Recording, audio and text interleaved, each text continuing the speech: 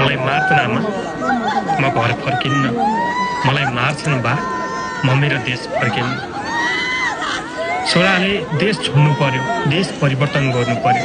छोराले आफ्नो भाषा छोड्नु पर्यो, भाषा परिवर्तन गर्न बाध्य भयो। बा, तिमी सोझो छैनौ। आमा, तिमी लाठी पनि छैन। तिम्रो सोझोपनको फाइदा उठाएको थिए अहिलेसम्म। खै आफ्नो लागि गर्यौ या आफ्नाहरूको लागि गर्यौ? र यसपालिको भोट परिवर्तन गर्न सक्दैनौ र?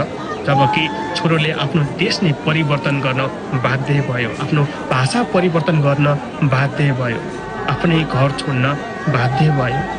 तिमीले आफ्नो भोट परिवर्तन गर्न सक्दैनौ र? हिजोको दुःख के थियो, आजको दुःख के छ? जुन आए पनि त त्यही हो, जुन जोगी आए पनि कानै चिरेको भनेर आफ्नो भोट फेरि पनि नबेच्नु। एक छाक मासु भातको लोभ नगर्नु, बरु पानी नै खाएर एउटा भोक कटाइदिनु, एक दिन बिताइदिनु। तर बिन्ती छ बा, बिन्ती छ आमा, यसपालिको भोट नबेच्नु।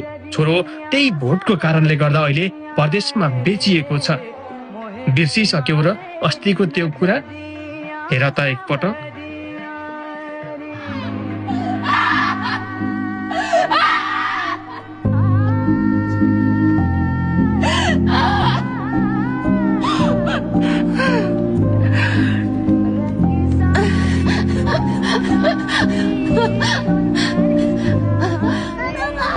यो तिम्रै सन्तानलाई मारेको हो, मलाई मारेको।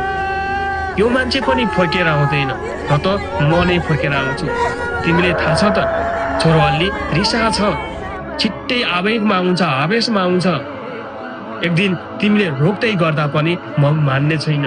देश परिवर्तन गर्न देशले दुःख पाइरहेको बेलामा मेरो आवश्यकता पर्न सक्छ।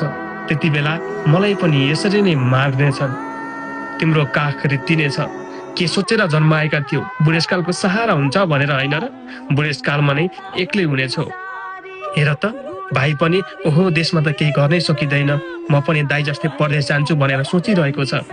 दाइ पनि फर्किँदैन विदेशबाट घर। तिमी नै एक्लै हुने हो बा, तिमी नै एक्लै हुने हो मेरी आमा। त्यसैले यसपालिको भोटमा अलि सोच विचार गरेर दिनु। यसपालिको भोट नबेच्नु है त।